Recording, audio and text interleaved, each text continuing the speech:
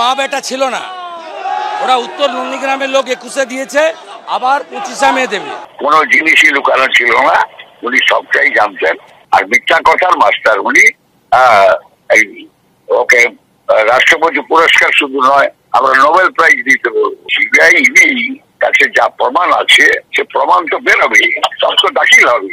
আজকে খুব গালাগালি করেছে হলদিয়ায় আমাকে, কালকে উত্তর দেবো সন্ধ্যা 7টায় হলদিয়ার দুর্গা চক্রে, এখানে কিছু বলবো ঘরে ঘরে উত্তর দেবো।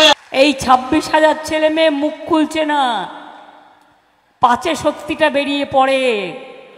কার কাছ থেকে কে কত নিয়েছেন তারা যদি একবার বলে দেয়, মেদিনীপুরে কিন্তু সংখ্যা সবচেয়ে বেশি। একদিন না একদিন তো বেরোবেই, কিচ্ছু না, চুপচাপ আমায় বলে দেবেন, আমি আপনাদের চাকরিও যাবে না, আপনাদের কোনো ক্ষতিও হবে না। হ্যাঁ ঠিক আছে, প্রথম নাম মমতা ব্যানার্জির, প্রথম নাম মমতা ব্যানার্জি। মমতা ব্যানার্জি যে চোর এটা ক্যাবিনেটে সই আছে। 5ই মে 2022 উনি 8,000 অতিরিক্ত শূন্যপদ তৈরি করেছিলেন। উনি তো লিখিত চোর, এস্টাবলিশ চোর। আমাদের মন্ত্রী হিসেবে যতদিন ছিল যা পেরেছে তা করে খেয়েছে, লুটে নিয়েছে। আমি আর নতুন করে বলতে চাই না। গাদ্দারও আমার হাত থেকে যেবার আগে অনেকবার ইলেকশনে হেরেছে, যাদের নিজেদের হাজার লক্ষ কোটি কোটি টাকার সম্পত্তি, যারা বড় বড় মাফিয়া, আজকে তারা বিজেপিতে কেন গেছে জানেন? 45টা মামলা করেছে, কাঁচকলা করেছে, কাঁচকলা করেছে। এই যে এই দুটো চোর, মমতাকে এই দুটো দিলাম, দুটো কাঁচকলা। ওকে হারাবো, ওর ভাইপোকে জেলে ঢোকাবো। ও ভয় করছে, দেখবি আর জ্বলবি, লুচির মতো ফুলবি। 1956 যন্ত্রণা।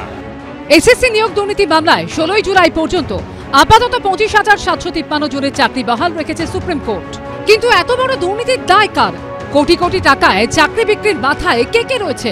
এই নিয়ে জোরালো রাজনৈতিক চর্চার মধ্যেই এবার শুভেন্দু অধিকারীর জেলায় ভোট প্রচারে গিয়ে ইঙ্গিতপূর্ণভাবে আক্রমণ শানালেন মমতা বন্দ্যোপাধ্যায়। মানুষ খেকো বাঘ দেখেছেন, চাকরি খেকো বাঘ দেখেছেন? আপনাদের জেলায় চাকরি খেকো বাঘেরাও আছে। সাবধান জনগণ, সাবধান।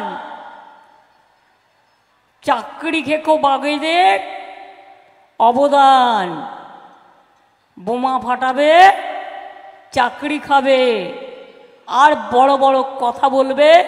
বাবু মশাই কি বললেন? বোমা ফাটাবো, বোমা। আমরা ভাবলাম কোথা থেকে বোমাগুলি টুলি কিনেছে হয়তো।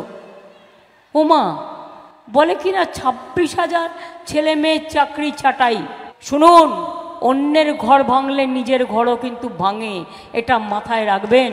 সব খাই খাই খাই, পিসিআর ভাইপোর যত দাও তত চাই। চাকরিগুলো বেঁচে দিয়েছে।